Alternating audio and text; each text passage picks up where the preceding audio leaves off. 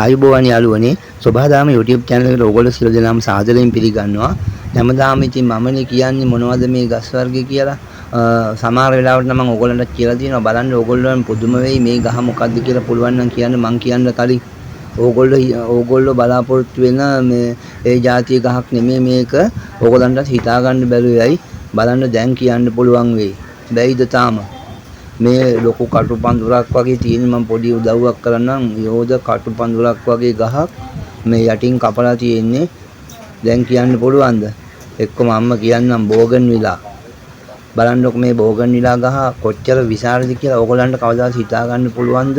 මෙච්චර විශාලෙට බෝගන්විලා හැදෙනවා කියලා. යාළුවනේ මේවා මේ අර අපි පෝච්චි වල ලස්සන්ට හිටවන්නේ මේ දන් කැට නිල් පැට පොර දාලා අන්න ඒ පෝච්චිය පොළොව කඩාගෙන ගිහිල්ලා මහා විශාල රූස්ස ගහක් වගේ හැදියා. මේ බලන්න මේක අඩි 20කටත් වැඩි උසයි.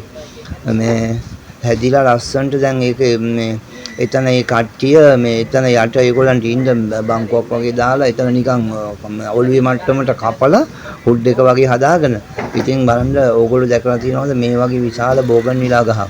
ඇති තව මීට වැඩි ඒවා. ඒ වුණාට මම නම් මෙච්චර විශාල බෝගන්විලා ගහක් දැකලා නැහැ යාළුවනේ. මේක අඩි 20කටත් වැඩි මම අඩි 25ක් විතර උසයි.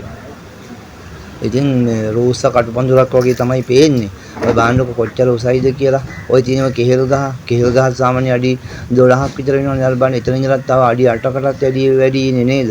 ඉතින් ওই තරම් විශාල ගහක්. හැබැයි මේක මේ පාට කලවම් වෙලා තිබ්බනම් හරි ලස්සනයි. මේක සුදු පාට විතරයි තියෙන්නේ. තව රෝස පාට වගේ පාටකුත් උඩින් යන්තම් පේනවා. ඔය බලන්නකො මල්. ඔය බෝගන්විලා ආර උඩ තියෙනවා පේනවද? නිකන් රෝස පාට අතු වගේකුත් ගිහින් තියෙනවා. රෝසද තැඹිලිද මන්ද රෝස පාට නේද? ඉතින් ওই වගේ මේ ලස්සන්ට මල් පිපෙන බෝගන්විලා වැඩි. ඉතින් ඕවා වැවෙන්න දුන්නාම පළාතවල් වහ ගන්නවනේ. බලන්න මේක කොච්චර ප්‍රදේශයක් වහගෙනද කියලා නේද? එහෙම වුණාම ඉතින් ගෙවල් වල වවන්න අමාරු තත්ත්වයකටපත් වෙනවනේ.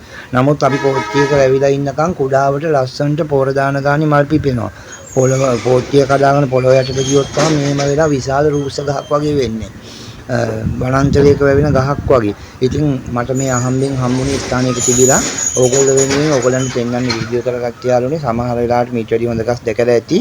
ඒ වුණාට දැකලා නැති අයට බලන්න එක තමයි ගෙනාවේ. හොඳයි යාළුවනේ. නම් බොහොම ස්තුතියි වීඩියෝ එක දානකොට. ආයෙත් දවසක මේ වගේ වටිනා කියන වීඩියෝ එකක් අරන් එන්නම්. මම අමල් සේනාරත්න. ඕගොල්ලෝ සියලු දෙනාටම සුබ දවසක්. සබ්ස්ක්‍රයිබ් කරලා යාළුවන්ටත් බලන්න ෂෙයා කරන්න. සොබාදාමට ප්‍රිය කරන යාළුවෝ ඉන්නවා නම් සොබාදාමේ අසිරිය නලඹන්න මගේ channel එකට එන්න කියලා සබ්ස්ක්‍රයිබ් කරලා ඒගොල්ලන්ටත් සහයෝගයක් ලබා දෙන්න කියලා channel එකට එන්න කියලා කියන්න.